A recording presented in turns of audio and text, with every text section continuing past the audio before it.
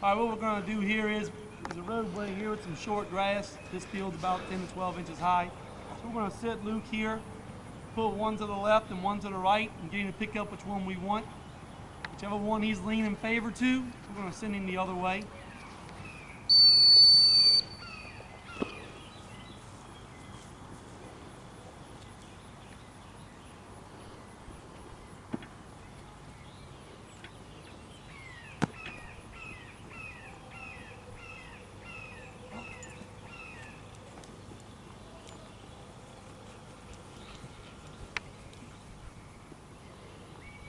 Okay. Whenever we give our cast direction to the dogs, instead of being sporadic from the center, Luke, come see, buddy. Come see, buddy. Sit down. Sit. Instead of being real sporadic from the center, just standing here and giving an over or giving a back, put our hand out a little bit and shake it so the dog knows then which way that we're going to go, and then we'll step and give them an over with our hand, give them an over verbally. Whenever we go back, we'll shake our hand here and give a back. We're going to do a directional back, maybe over here and back. Not all the dogs get really technical to take the overs and the backs. A lot of them, we just get them to the point to where we can push them out maybe 120 to 150 yards, still set them on the whistle, give them an over to the right, get them downwind, give them an over to the left. We don't practice and train the straight lines to the perfection. We just want to get out, get the bird, a couple of casts if we have to make them, get the dog back to us so we can kill more birds. So now we're going to push Luke from one to the other while he's attempting to pick one up. Heel.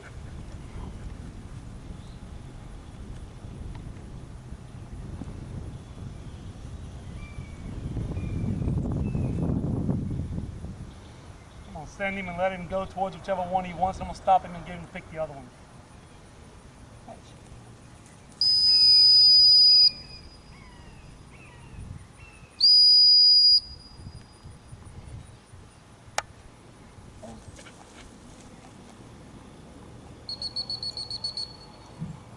Now, whenever we send him out, whenever you're doing your beginning work up close, good job, buddy.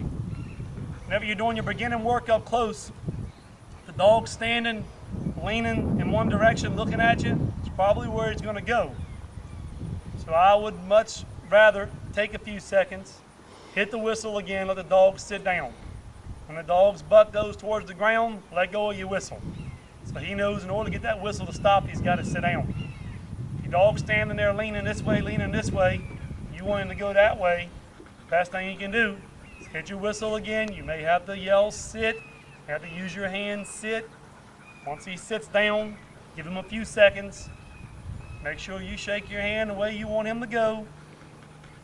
In the very beginning, we'll let him look and give us a visual and look back at us.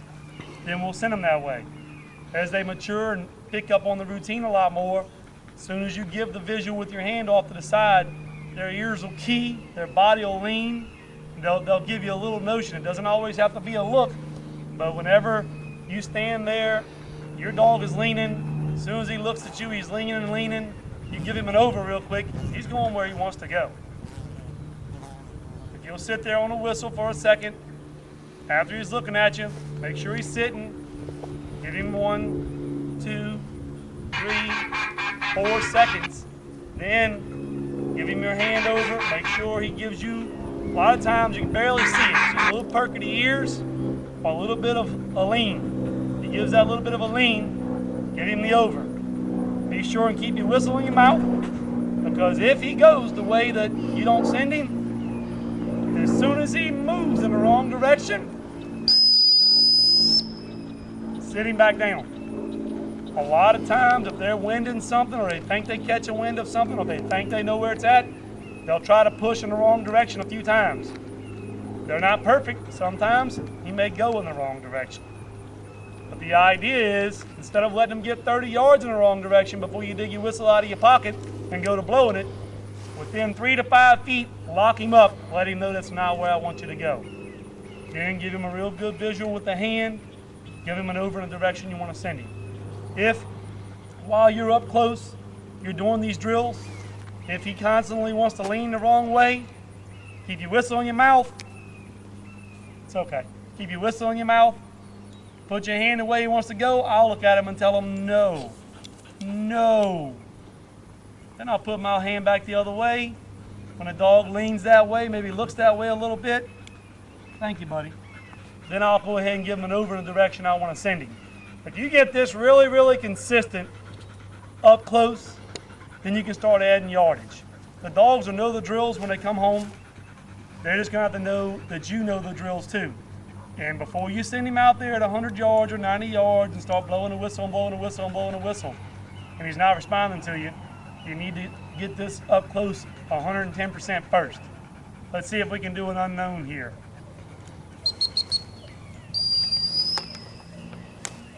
I'm going to go from a known to an unknown. I'm going to throw that way on Luke. Now he knows it's there. I'm going to keep this one here. I need to reward him. Oh.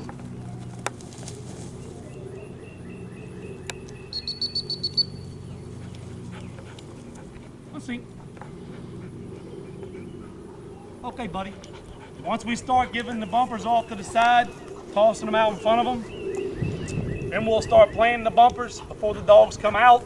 Set the dog in a position, back away. There's a bumper there 20, 30 feet that he doesn't know about. We'll throw one over here. He's looking for it to come out of our hand when we send him the wrong way to the unknown spot, but instead he finds it in the grass. Between that and our launchers, we put the launchers off to the side of them, we can get them to go left and right at big distances. So that's how we actually get them to go over. But what you'll need to do is plant them on the side, throw a bumper over here, send the dog to where he doesn't know where it's at. And whenever you get him to that point, I would recommend spending a week, week and a half, getting him 110% consistent, 20, 30, 40, 50 yards before you start going farther and farther. If you're 100% consistent out to 30 and 40 yards, you can be in the high 80s or 90% range when you get out to 90 or 100 yards. That's good.